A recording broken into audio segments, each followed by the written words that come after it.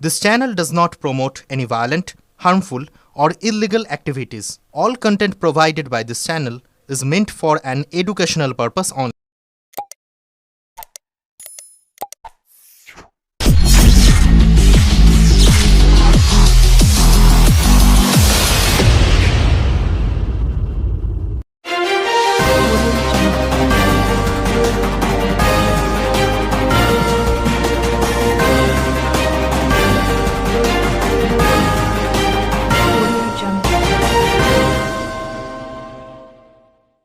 হুগলি চুঁচুড়ার বকুলতলা নিকাশি সমস্যার সমাধানে পৌরসভার উদ্যোগ।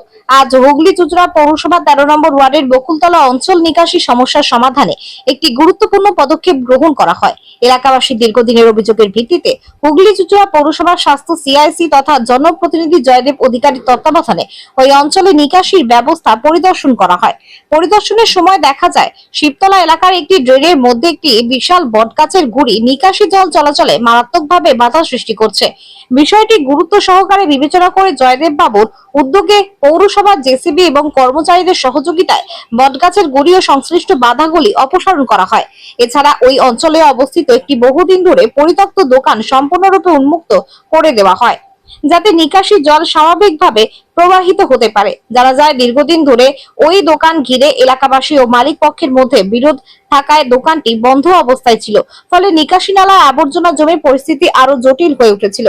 এই ড্রেনটির পাশে একটি হনুমানজির মন্দির রয়েছে, যা পূর্বে গোপাল দাশগুপ্তর কাছ থেকে এনে স্থাপন করেছিলেন জয়দেব বাবু। তিনি আশ্বস্ত করেছেন মন্দিরে যদি কোনো ক্ষতি হয় তবে তা পুনরুদ্ধার করার দায়িত্ব তিনি গ্রহণ করবেন। জয়দেব বাবু জানান, আমি সবসময় সাধারণ মানুষের সুবিধা অসুবিধার কথা ভাবি এবং সমস্যাটি দীর্ঘদিনের হওয়ায় একজন পৌর স্বাস্থ্য সিআইসি হিসেবে দায়িত্ববোধ থেকে এবং মানুষের স্বার্থে আমি এই পদক্ষেপ গ্রহণ করেছি। আদির রিপোর্ট, আমার কলকাতা নিউজ। আজকে দেখা যাচ্ছে পুরো একদম জেসিবি দিয়ে কাজ চলছে, কি বিষয়টা যদি একটু বলেন। বেশ কয়েক বছর ধরে এখানে একটা বটগাছ আছে, সে বটগাছের শেকড় পুরো মানে ড্রেনটাকে কভারেজ করে দিয়েছে। আমাদের যে ড্রেনটা হচ্ছে 3 ফুট চওড়া আর 5 ফুট লম্বা হাইট, সেই ড্রেনটা এখানে এসে 6 ইঞ্চি 8 ইঞ্চিতে এসে দাঁড়িয়ে গেছে, শেকড় কভারেজ করে দিয়েছে। যেহেতু গাছে কাটা যাবে না, আমরা পৌরসভা থেকে চিঠি করছি বন দপ্তরে কী করে গাছটাকে কাটা যায়।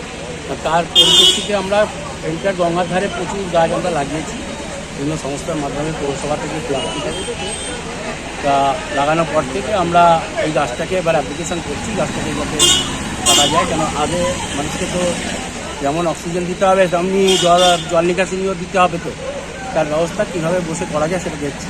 একটা দোকান ছিল এখানে পুরনো, সে দোকানটা খুলতো না। সে ভদ্রলোকের সঙ্গে এলাকার লোকের কোনো একটা সমস্যা হয়েছিল, এলাকার লোক সেটা তালা মেরে দিয়েছিল।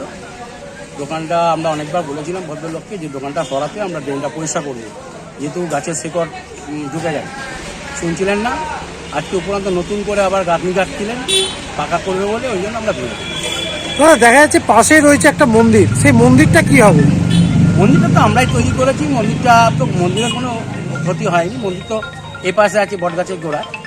মন্দির আবার যদি কোনো ক্ষয়ক্ষতি হয়ে থাকে ভালোভাবে করে দেবো, মন্দিরটাকে অন্য জায়গায় ভালোভাবে করার চেষ্টা করছি আগামীতে। এটা আমি নিয়ে এসেছিলাম গোপাল দাশগুপ্ত থেকে, হনুমানজির মন্দিরটা চেয়ে নিয়ে এসে এখানে প্রতিষ্ঠিত করেছি।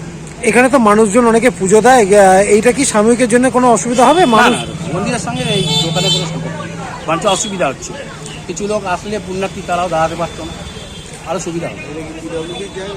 মিউনিসিপ্যালিটি পৌরসভা মানে আপনার তো ওয়ার্ডে এরকম একটা ঘটনা, তাহলে মানুষের স্বার্থেই কি এটা করা হচ্ছে? পৌরসভার তো মানেই মানুষের পরিষেবা দেওয়ার ব্যাপার। তা আমি সিআইসি হেলথ, আমার ওয়ার্ডে যদি আমি ঠিকভাবে না করতে পারি, অন্য ওয়ার্ড কীভাবে করবো? আমার ওয়ার্ডে সমস্ত চলমান গাড়ি, উল্টার গঙ্গাধার দেখবেন সব চাকা লাগানো গাড়ি আছে। এখানে নিজের ওয়ার্ডের থেকে বাইরের ওয়ার্ডের লোক এসে ব্যবসা করে, তাদেরকে আমি বেশি সুযোগ দিই। হ্যাঁ, সন্ধ্যেবেলা আসলে দেখতে পাবেন কত লোক এখানে জীবনযাপন করছে। হ্যাঁ, সেমনি আমিও চাই উনি যদি ঠেলা গাড়ি নিয়ে ব্যবসা করে আমার কোনো আপত্তি।